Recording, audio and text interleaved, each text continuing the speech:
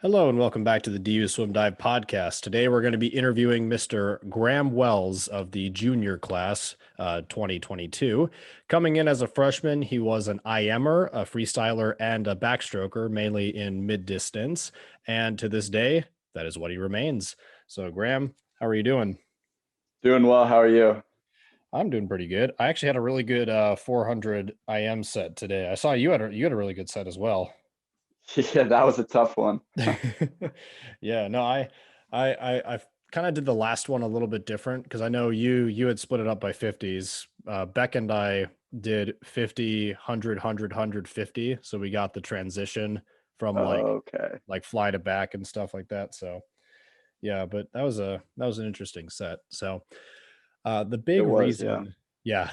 So the big reason why I wanted to talk to you specifically is because of people that have really improved since they're starting here at Drury. You are someone who's really improved a lot, especially this year because you're a junior, so this is your third year here. And I really wanted to talk about just kind of what it takes to improve because sometimes people struggle a little bit with improving. I know I did for a little bit my freshman year, but there's always some things that we can give to those who want to come here to help them improve. So what do you think Right. was the thing that helped your IMs primarily? Yeah. I think, yeah, specifically in the IM, I think breaststroke has been huge. Had I've never been a very strong breaststroker, and I've always kind of struggled with really getting the technique down. It always just felt funky to me. I didn't enjoy training it. I didn't enjoy racing in it. But I think this year, and I think it's really started last year. I started buckling down, and I figured, if I'm gonna have a really good IM, I'm gonna have to get my breaststroke up to par. Because the other strokes can only get you so far. If you have three good strokes, but one stroke is terrible, your IM can only get so fast. So Yeah, I started really working with Reynolds on the technique portion of breaststroke, and then stretching to outside of the pool has really helped me to loosen up the stroke. yeah. I remember you really struggled with flexibility for a while. Yeah. I mean, I'm still probably one of the least flexible people on the team, but I've made, I mean, but in comparison to my freshman year, I could barely touch past the middle of my shins. There was no way I could touch my toes.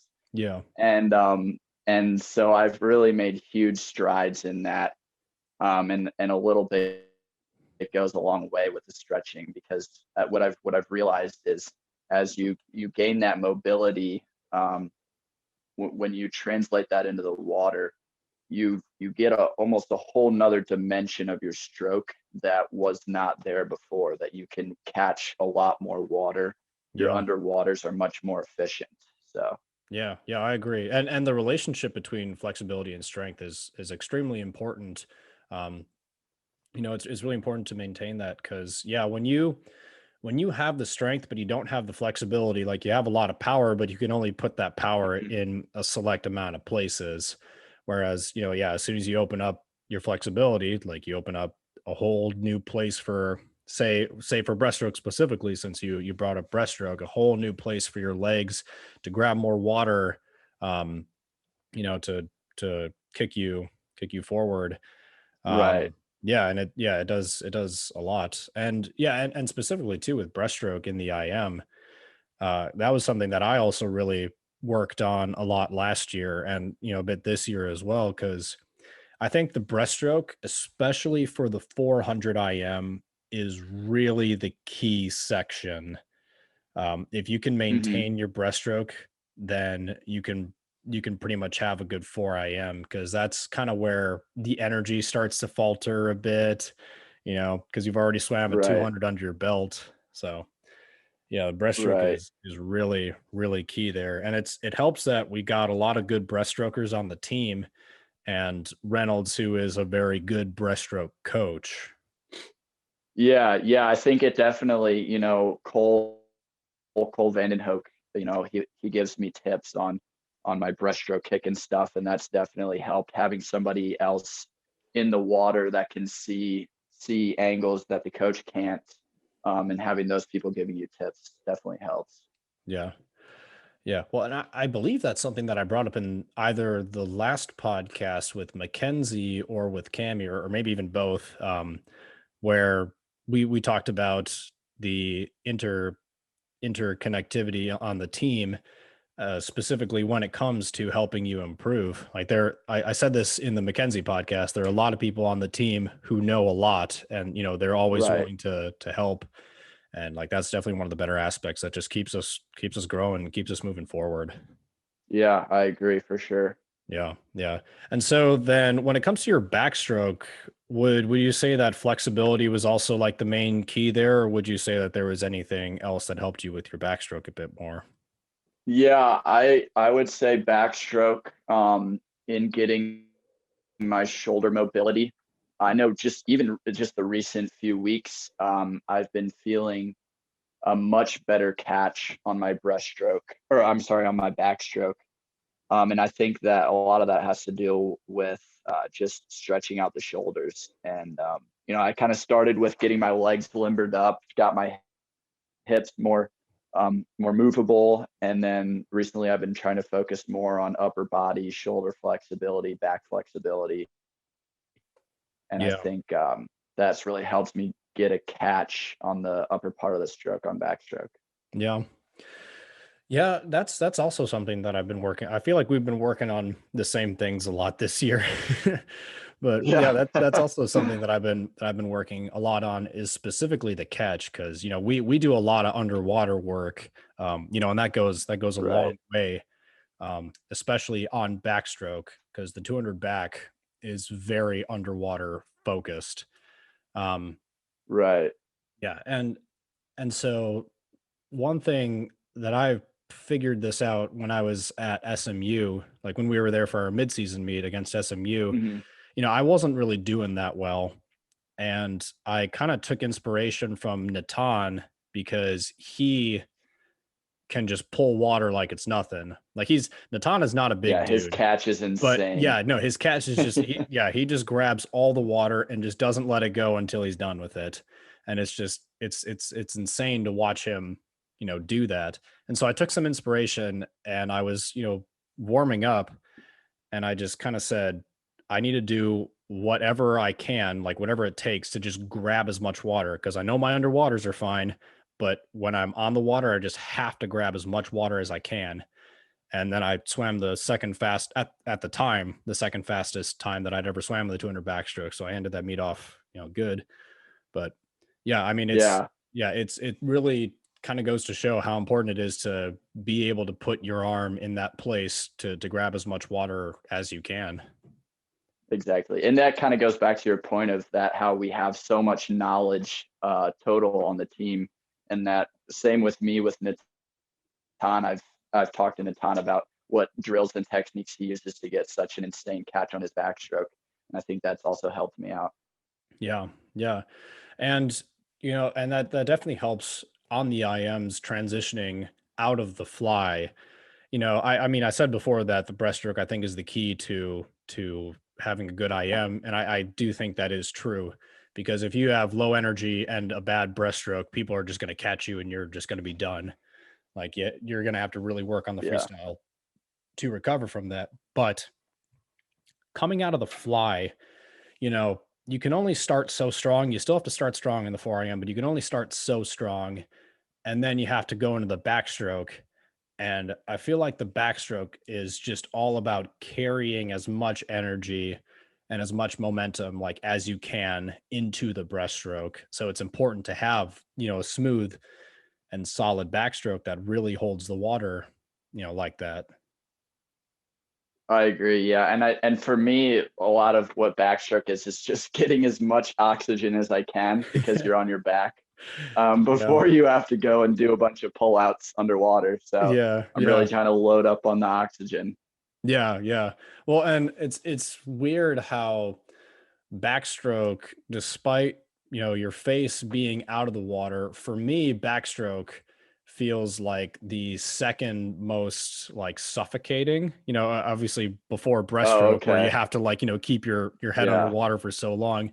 For some reason, backstroke, I don't know if it's because of like I just have you know so much air to breathe that like it's just kind of throws me out of whack. And that's, you got to get into that, breath count kind of rhythm with that, or Hmm. what. I don't know what it is, but for some reason, backstroke, yeah, that's a big factor of it, is getting all that oxygen before you have to go to the breaststroke where you don't get Yeah. nearly as much.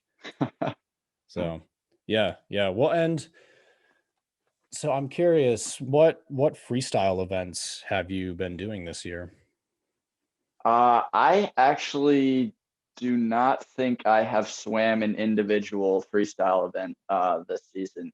I Yeah, I swam can't think of any I either. swam the on the 2 free relay, the 4 free relay, and the 8 free relay at conference on the B.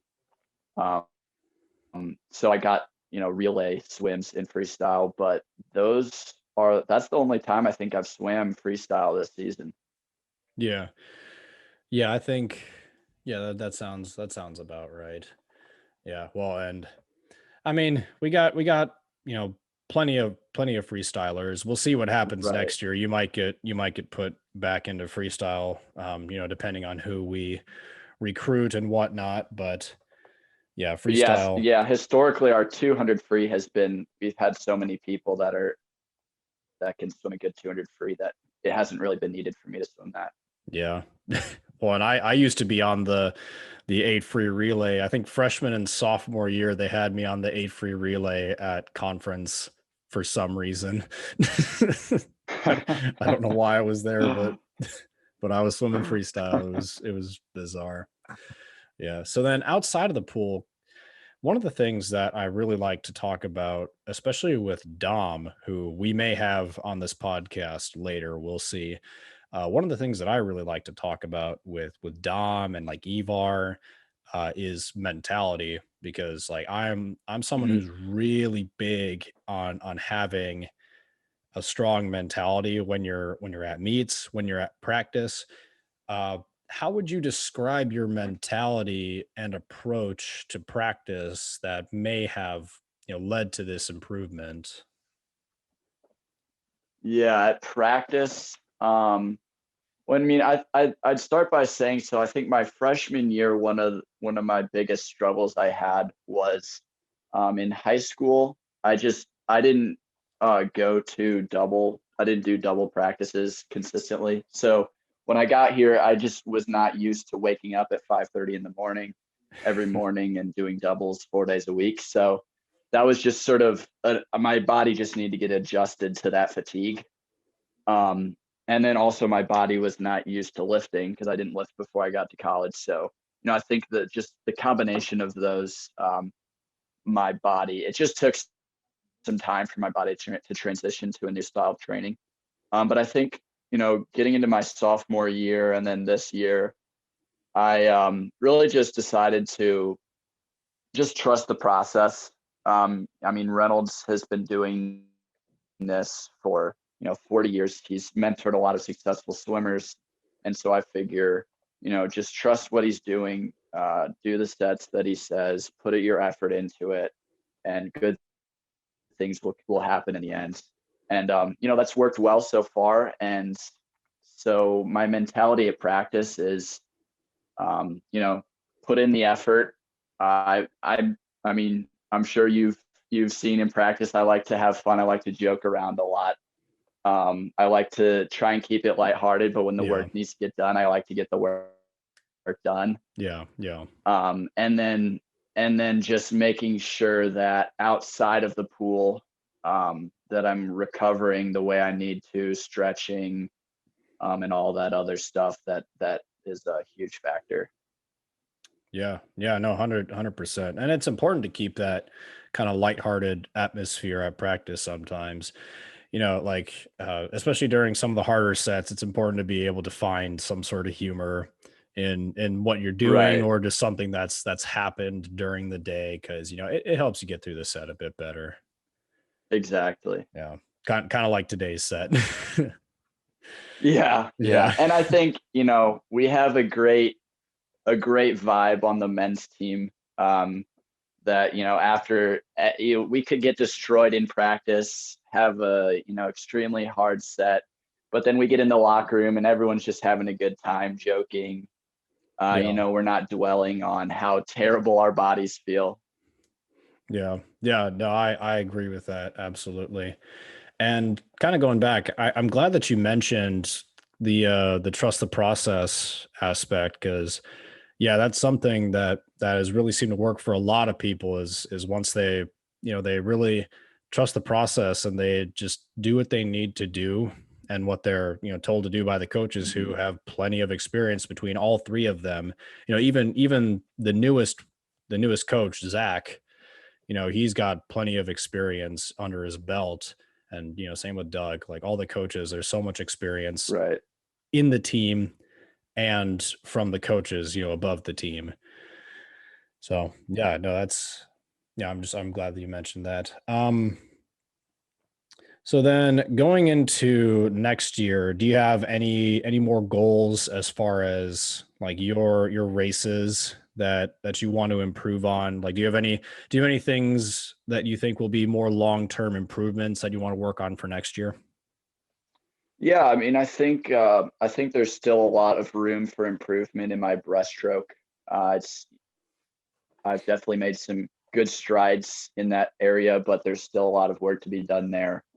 So I'm going to continue to work on that. I think continuing to work on my underwaters, get those to be more efficient, and really working on stretching, because I think that's been one of the biggest factors in any improvements that I've had. Yeah. Well, and here's another question that I really want to ask you about, this because this is something that I've thought about, because now, we're in the same class next year, unless like you take the extra fifth year that, has been given to us thanks to COVID. I'm not planning on doing that, but next year will otherwise be our last year. I'm curious then, what do you think is going to be something. Actually, no, let me rephrase this. What would you like, as far as your personality goes, what would you like to leave behind for the rest of the team? That's a good question. Um, I mean, when I talk to the younger swimmers, the freshmen, the sophomores, uh, uh, I try um, to be a model of that. You know, if because I struggled my freshman year, and I think a lot of people do that. If you even if you don't do well one year, that's not the end of the story. You have plenty of time to make improvements, to change things up, or maybe that year was just your body just needed to get used to what you were doing, and you can keep doing that, and the next year you'll see the improvements come out. So I really try and be supportive of the freshmen, that are maybe they're getting a little down in the dumps because they're not doing as well as they'd hoped, and just try and stay positive, just enjoy what you're doing.